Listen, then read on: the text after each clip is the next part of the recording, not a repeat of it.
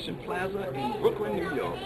We're celebrating and enjoying the 16th annual Love Yourself, Stop the Violence Family Day Peace Walk. Here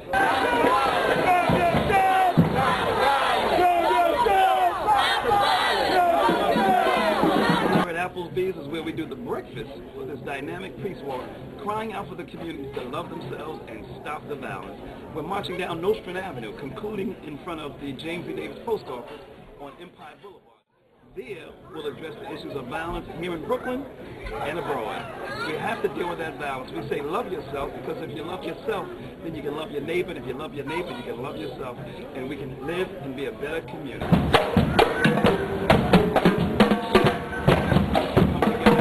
All right, my brother, Honorable Councilman James E. Davis, and I started this peace walk close to 20 years ago.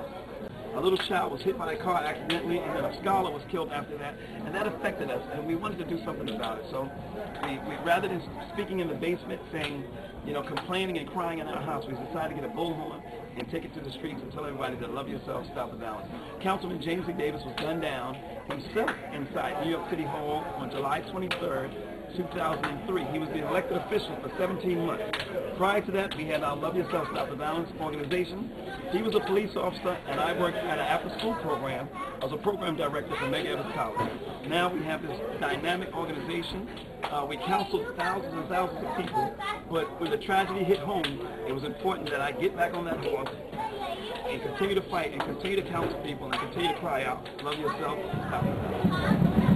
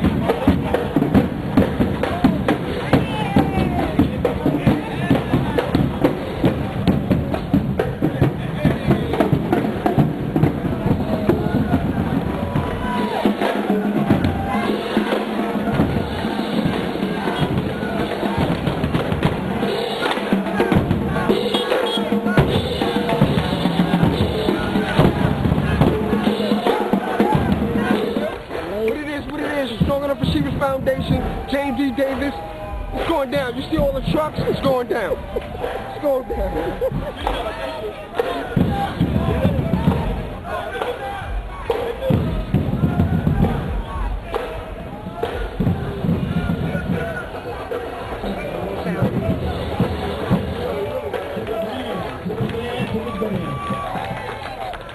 To every one of you, Councilman James E. Davis, have been coming down Nostrand Avenue crying out for the community to love themselves and stop the violence. Each and every one of you have taken part in a historic, important, I'm all right. I'm all right. When violence came to my door, July 23rd, 2003, I was stuck in the position, let the SUVs in, the position of should I sit down because violence reached me, counseling thousands of people for 10 years, for 15 years prior, or do we keep on crying out for the community to love themselves and stop the violence? I realized that if I'm sending the message to a community to put the guns down and for the victims to stand up and get through your pain and your heartache and understand that there's a giant community that stands with you, then I got to take the forefront and I got to practice what I preach and I got to keep on going. Is that right? Yeah. So as we go forward, certainly my heart is filled with pain and coming down Nostrand Avenue, which is also named James E. Davis Avenue. Every now and then I flare up with a little tear. It's not how long you're here, but it's what you do while you're here. We care. We care as a community. Put the guns down, put the drugs down. We care for you. If you make a mistake, or if you know someone who makes a mistake, understand that we're human beings. Don't kick them while they're down. Judge them from their heart. If they have a good heart, just lift them up and say, come on. If they make a mistake, if they use drugs, we kick them when they're down. Lift folks up and understand that they're human beings. We don't take time out and say, are you all right? You know, we get caught up in our work and caught up in our jobs, and we don't take time out. And then you hear about something happening on the news later on and say, I didn't know. But you'd be surprised how you can save a life. I know, just reach out and talk to them and give them a smile. Where's Doctor at? Is that right, Dr. Fulani? Reach them out and say, give them a smile, because you don't know the turmoil that they're going through inside. I don't care what you talk about. I don't care what you heard. I'm going to cry out, love yourself, stop the violence. Anyhow, hey, Reverend Camaro, Assemblyman Reverend Kareem Camaro, I don't care what you say. We're going to continue to address this in due place in Florida, for our community in California. We can address what's taking place across the United States of America. And this violent thing in inner city communities is way out of control. Some folks say they don't have to get the rope anymore because we're killing each other. I heard folks say that they're doing it to each other. We don't have to get the rope no more. We don't have to lynch them on a tree. Look at the Reverend Johnny Ray Youngblood. One of the things that I had to say was, while we recognize the greatness of James E. Davis, we also have to recognize that he has a great little brother. And all of us need to both say thank you and apologize to Mrs. Davis. Thank you for your son, and we'll apologize him the way that we lost him. Let's give her a hand. To all of the other luminaries, honorees who are here, good to see all of y'all, and I know most of us going to be working tomorrow. We can't always stop other people's violence against us, but we can stop our violence against ourselves. And therefore, Dr. Fulani. Dr. Lenore Fulani. Helping to grow our community and fighting a good fight that we are all a part of.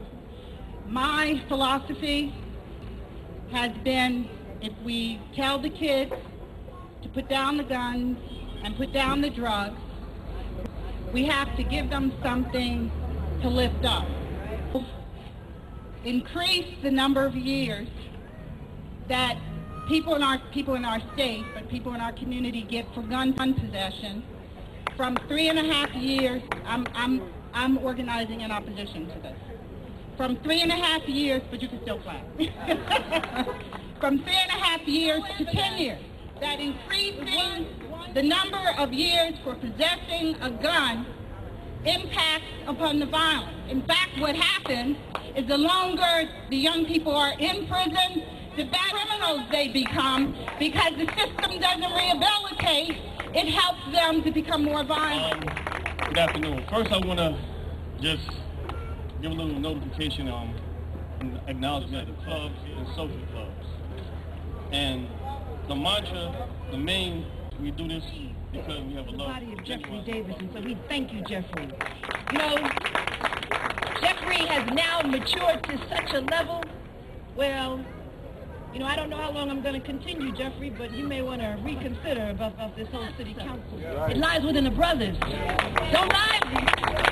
I am a hardcore feminist. I'll fight for women's rights each and every day, but on this, ladies, we got to back up and let the brothers take over. The number one reason why we are losing black men between the ages of 16 and 50, death, murder at the hands of another black man. Our black boys are dying. Franklin Avenue, the last 2 weeks, we lost 3. St. John's in Washington, we lost 2. Ingersoll, Whitman, and Farragut last Saturday, there were 4 shootings. We lost 1. 3 sisters, we got to back up and let the brothers take over. It's not about violence, it's about this, and this they can never take from you. Never. And to the mayor of the city of New York, and I know you got your spies here. They